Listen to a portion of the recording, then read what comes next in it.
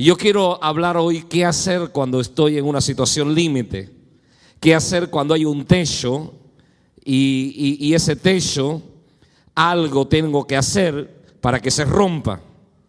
Y yo quiero que le prestes atención porque Dios va a hablar, amén. ¿Cuántos lo creen conmigo? Marcos capítulo número 2, vamos a leer los primeros 5 versículos.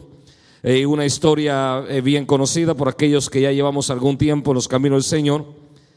También muy predicada, no hay predicador que no haya hablado de Marcos capítulo 2 versículo 5 y de la fe de estos 4 amigos que trajeron a su amigo paralítico a los pies de Jesús.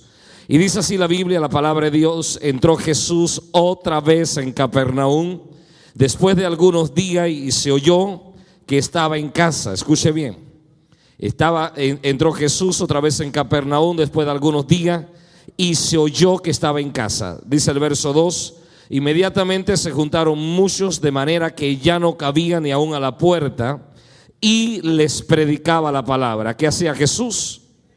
Les predicaba la palabra. Entonces vinieron a él unos trayendo un paralítico que era cargado por 4, y como no podían acercarse a él a causa de la multitud, descubrieron el techo de donde estaba y haciendo una abertura bajaron el lecho en que yacía el paralítico. Y terminamos en el verso 5 que dice: al ver Jesús la fe de ellos, al ver Jesús la fe de ellos, dijo al paralítico: hijo, tus pecados te son perdonados. Y yo no quiero entrar mucho en esta historia. De hecho, la historia está ahí muy clara en la Biblia. Yo soy de los que creo que la Biblia interpreta la Biblia. Hay gente que tiene un montón de comentarios bíblicos de todo tipo y todas las editoriales cada año saca uno nuevo, y el que salió nuevo trata de decir que ese es lo máximo. Y la verdad es que yo por mucho tiempo compré un montón de comentarios y coleccioné todos los comentaristas por libros, y Dios mío, y a veces no tenía respuestas para algunas cosas, y dije, pues a ver si el comentarista me da un poco de luz. Algunas veces sí, otras veces me quedaba más perdido que Adán en el Día de las Madres o que una cucaracha en un gallinero. Y la verdad es que al final llegué a esta conclusión: la Biblia interpreta la Biblia. A ver, repítalo conmigo: la Biblia interpreta la Biblia. Las respuestas están allí en la Biblia, que es el manual que Dios nos ha dado para que nuestra vida funcione de la manera correcta. Y esta fue una historia maravillosa de 4 amigos que se cansaron ya de que su amigo esté paralítico, esté postrado en un lecho, y dijeron, pues llevémoslo donde está Jesús. Pero el problema es que cuando llegaron había un tremendo obstáculo. Se encontraron con una situación que impedía que ellos pudieran presentar a su amigo a Jesús. Y esta es la historia que quiero tomar como base, porque siempre vamos a llegar a un límite. Diga, un límite. Y en este caso quiero usar este pasaje para referirme al techo que estos rompieron, como ese límite que tú y yo tenemos que romper en el nombre de Jesús.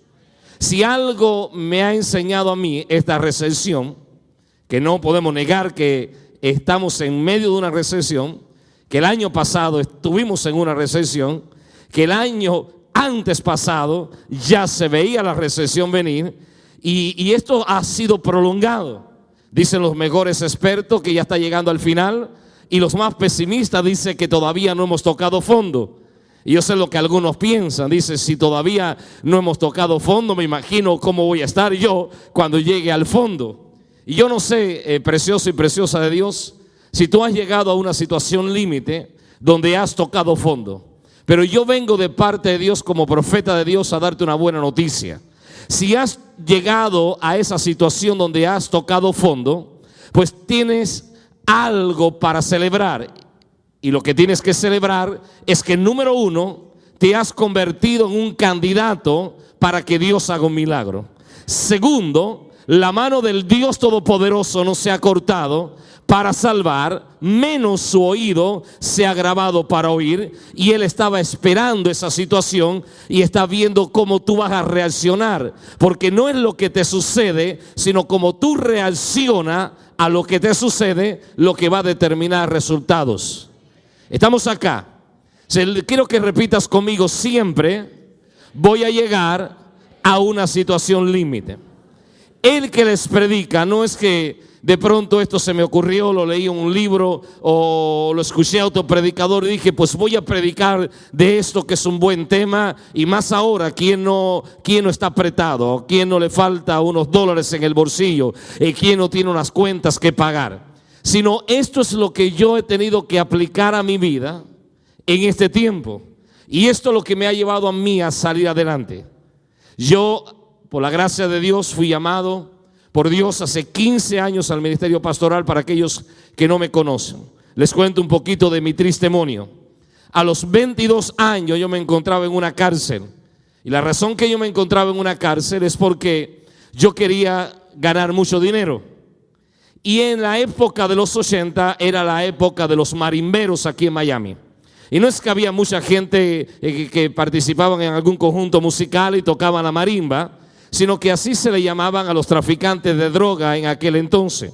A mí me inspiró tanto, entre comillas, la película de Scarface, de Tony Montana, cuando apenas era un joven de 17 años cuando salió, que yo dije, pues esta es la manera de hacer mucho dinero. Y aquella escena de ver a Tony Montana cargando unos grandes sacos, bueno, él no los cargaba sus secuaces, cargando aquellos sacos llenos de dinero, dije, pues esta es la manera. Y luego conocí un montón de desgraciados que la verdad es que estaban haciendo buen dinero, andaban con buenos carros, y sabe que ese tipo de gente enseguida tú los identificas, siempre agarran el anillo con el gran indio, y yo no sé qué es. Pues yo cuando vi que aquel que era más grande que yo tenía un indio, pues lo primero que hice en cuanto gané unos pocos pesos fue comprarme un anillo de un indio. La manilla, sabe, no nos podía faltar del San Lázaro, porque es el protector de todos los que estaban en ese bajo mundo. Y en esa ignorancia estaba yo, y creía que me la sabía y que realmente había coronado y que la vida me estaba sonriendo, con apenas poca edad. Pero a los 22 años, todo lo que tú siembras lo vas a cosechar. Y me arrestaron. En posición traía debajo del brazo 1 kilogramo de cocaína. En la casa donde estaba habían 13 kilogramos de cocaína. Ahora, este que les predica se encontraba ahora en serios problemas legales. Un fiscal me pedía 15 años de privación de libertad. No encontraron los 13 kilogramos, pero sí me agarraron el que traía debajo del brazo. Y con eso bastaba para que la condena que te dieran era de 15 años de privación de libertad, una fianza de $500,000. En esa situación, esto es mi testimonio, no es mi testimonio. Entiende el término, testimonio es la historia triste que tenemos que contar. Y en esa situación estaba yo muy asustado con 22 años. Y ya había sacado la cuenta cuántos años iba a tener que pasar allá adentro, de cuántos años iba a salir, cómo iba a perder años de mi juventud. Cuando llegó un hombre a la celda donde yo estaba y me compartió el evangelio. Y yo no sé si por miedo, asustado que estaba, o por convicción, yo fui el primero que saqué la mano por los balostres de aquella celda y le dije a aquel buen hombre que me estaba predicando, yo quiero aceptar a Cristo. Y él oró por mí. Algo dentro de mí sucedió que yo no lo podía explicar, pero algo sobrenatural sucedió. Y lo que sucedió es que Cristo entró en mi corazón.